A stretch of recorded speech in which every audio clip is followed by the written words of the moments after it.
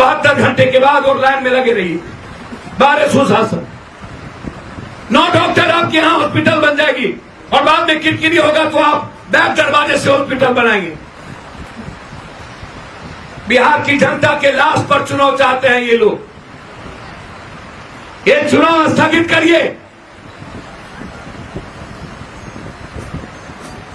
बिहार के जनता के लाश पर जन अधिकार पार्टी आपको चुनाव कराने नहीं देगी।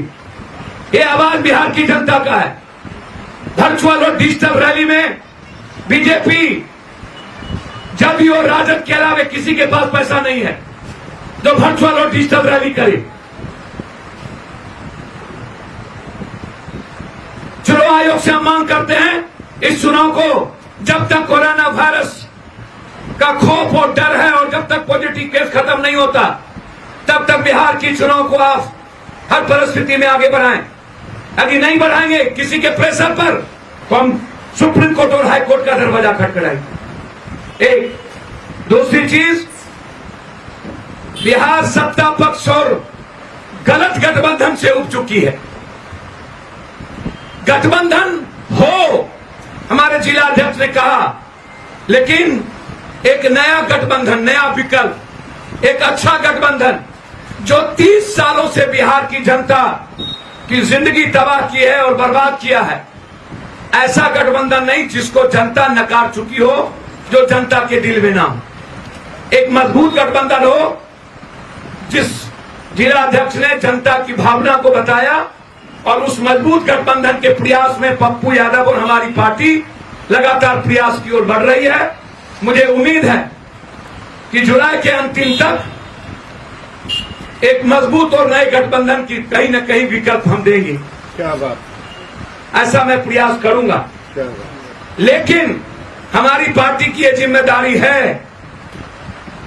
कि जो गठबंधन हो वह एक विकल्प बने। वह कोई 30 सीट 40 सीट पे नहीं, वह गठबंधन उन 2 गठबंधन जो यह कहता है कि मैं ही हूं, जिसने बिहार को नाश किया, जिसने बिहार की बेटियों को घर में कैद किया, जिसने बिहार के यूथ को बेरोजगार किया, जिसने बिहार के मजदूरों की जिंदगी समाप्त कर दी, जिसने बिहार के किसानों को तबाह कर दिया, जो बाढ़ से बिहार को बर्बाद कर दी, जिसने पटना को डब्बा बना दिया, जिसने पटना के पढ़े लिखे लोग और आम आदमी पटना बिहार बनाने वाले को बर्बाद कर दी।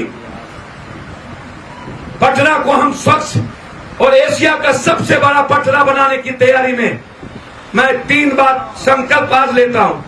फर्स्ट, रात के 12 बजे हमारी बेटी निकलेगी, कोई समझौता नहीं होगा, ये वादा। एक भी पलायन नहीं होगा, दूसरा वादा। अपराधी कोई विधायक हो या मुख्यमंत्री का परिवार या किसी मंत्री का परिवार, उसका डर और खौफ 3 महीने के अंदर मिटेगा। ये संकल्प है और इस संकल्प के लॉकडाउन खुलने के बाद घर से निकल रहे हैं या ऑफिस जा रहे हैं? अगर हाँ, तो अब आपको अपना ख्याल और भी ज्यादा रखना है व सरकार द्वारा निर्देशित सभी सावधानियां बरतनी हैं। बिना मास्क पहने घरों से नहीं निकलना है।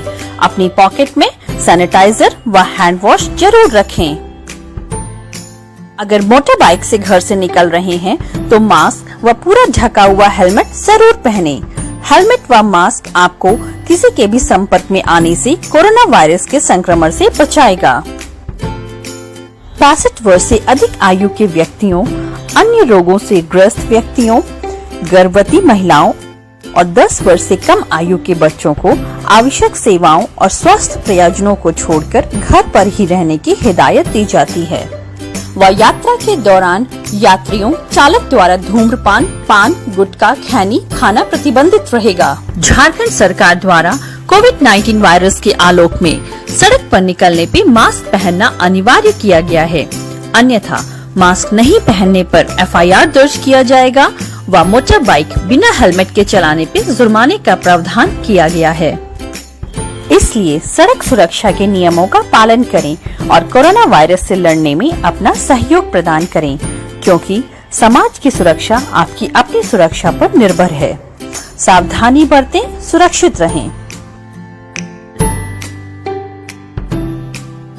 लीड एजेंसी सड़क सुरक्षा परिवहन विभाग झारखंड सरकार द्वारा जनहित में जारी।